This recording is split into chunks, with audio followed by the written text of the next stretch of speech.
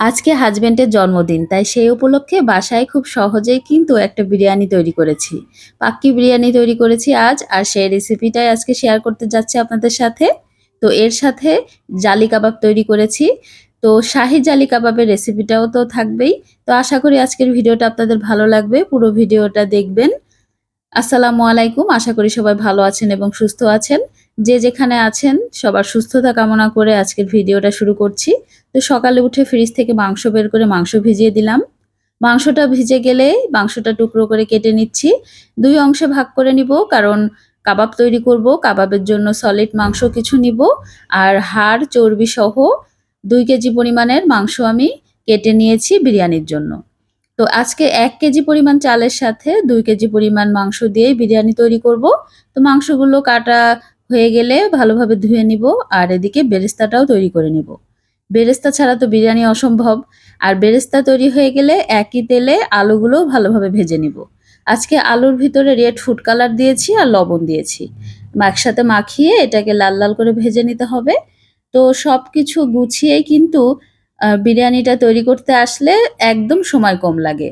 তো আজকে আমি যেভাবে পাক্কি বিরিয়ানি তৈরি করছি, আপনারা কিন্তু একই রেসিপি ফলো করে খুব সহজেই বাসায় সুস্বাদু দোকানের মতো বিরিয়ানির স্বাদটা পেতে পারেন। তো দেখুন, যে পাত্রে আমি রান্না করব বিরিয়ানির জন্য মাংসটা, তো সেই মাংসগুলোকে ধুয়ে সেই পাত্রে নিয়ে নিয়েছি। পেঁয়াজ কুচি দিলাম, পরিমাণ মতো লবণ, মরিচের গুঁড়া, আদা রসুন বাটা।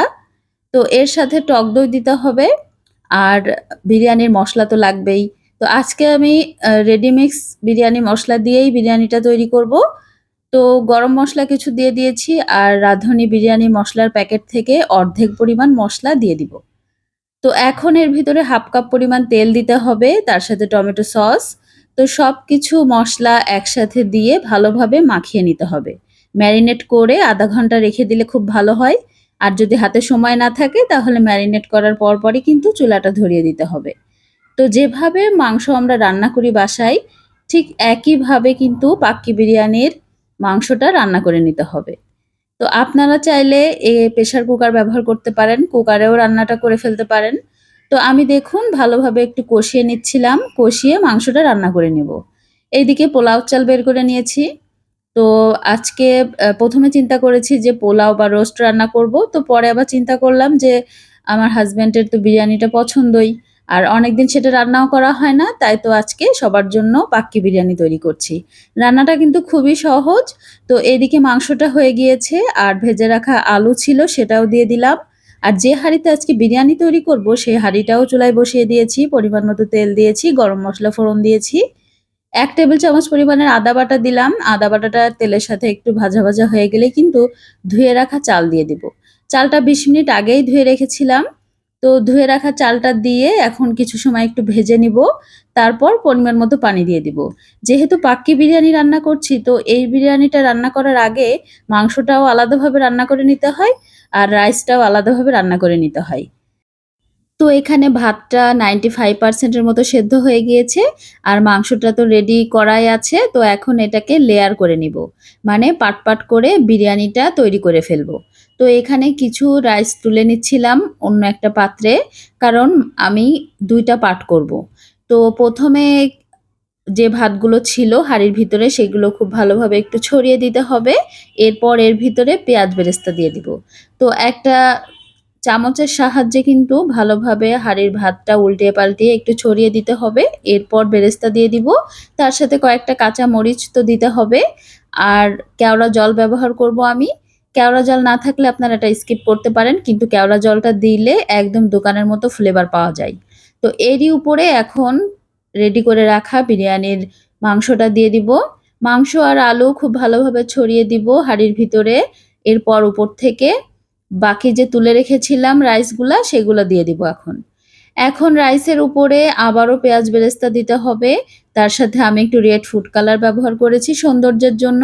আপনারা চাইলে নাও দিতে পারেন, কিন্তু এটা দিলে কালারটা বেশ সুন্দর আসে। আর এরই মাঝে ঘি দিতে হবে। তো ঘিটা আমার ফ্রিজে ছিল বলে একটু জমানো দেখা যাচ্ছে। তো আমি একদম গরম ভাতের ভিতরে একটু দিয়ে দিলাম। তো এখন দমে বসিয়ে দিতে হবে ২০ মিনিট। তারপর কিন্তু রেডি হয়ে যাবে। এদিকে কাবাব তৈরি করব। তো বিফ কিমা নিয়েছি, আর মানে আমি ব্লেন্ডারে আগে থেকেই কিমা করে নিয়েছি। এর ভিতরে পেঁয়াজ কুচি, আদা রসুন বাটা, শুকনা মরিচ, কাঁচা মরিচ আর কাবাব মসলা দিয়ে দিলাম। সাথে পরিমাণ মতো একটু লবণও দিয়ে দিতে হবে। একদম সহজ পদ্ধতিতে কিন্তু আজকে জালি কাবাব তৈরি করব। তো পাউরুটির টুকরা একটু ভিজিয়ে দিয়ে দিলাম। ৩ পিস পাউরুটির টুকরা দিয়ে সব উপকরণগুলো একসাথে ব্লেন্ড করে নিব।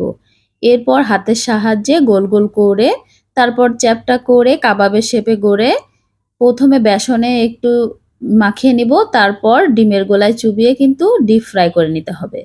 তো জালি কাবাব যেহেতু সেহেতু ডিম তো দিতেই হবে। তো প্রথমে কিন্তু কাবাবগুলো বেসনে একটু লাগিয়ে নিয়েছি যেন ছাড়িয়ে না যায়, তারপর ডিমের গোলায় ডুবিয়ে এটাকে ভেজে নিব। চুলার আঁচটা একদম মিডিয়ামে রাখতে হবে, হাই ফ্লেম থাকলে কিন্তু পুড়ে যাবে, ভেতরে কাঁচা থেকে যাবে কাবাবের। তো মিডিয়াম আঁচে রেখে উপর থেকে একটু ডিম ছড়িয়ে দিচ্ছিলাম, যেহেতু জালি কাবাবের উপরে তো একটু জালি জালি থাকবেই। তো এখন এটাকে খুব ভালোভাবে ডিপ ফ্রাই করে নিতে হবে।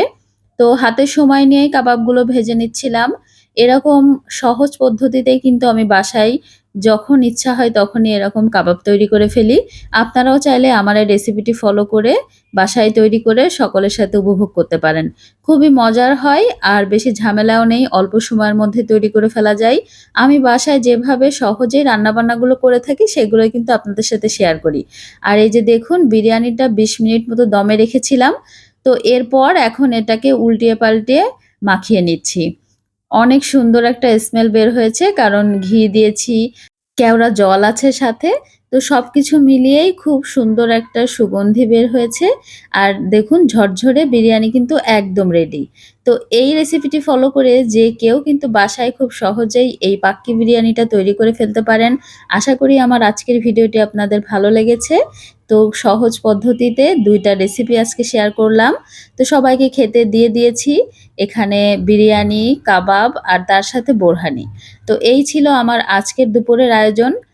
সহজভাবে ২ টা রেসিপি আপনাদের সাথে শেয়ার করার চেষ্টা করেছি। ভিডিওটির কোনো অংশ যদি আপনাদের ভালো লেগে থাকে তাহলে অবশ্যই লাইক করে দিবেন। যারা ফেসবুক থেকে দেখছেন আমার পেজটাকে ফলো করবেন। যারা ইউটিউব থেকে দেখবেন অবশ্যই আমার চ্যানেলটিকে সাবস্ক্রাইব করে দিবেন। বাড়িতে যেকোনো অনুষ্ঠানেই আমার মতো এরকম সহজ রেসিপিতে পাক্কি বিরিয়ানি আর কাবাব তৈরি করে ফেলতে পারেন। তো আজকের মতো ভিডিওটি এই পর্যন্তই। ভিডিওটি কেমন লাগলো অবশ্যই কমেন্টে জানাবেন। আল্লাহ হাফেজ, আসসালামু আলাইকুম।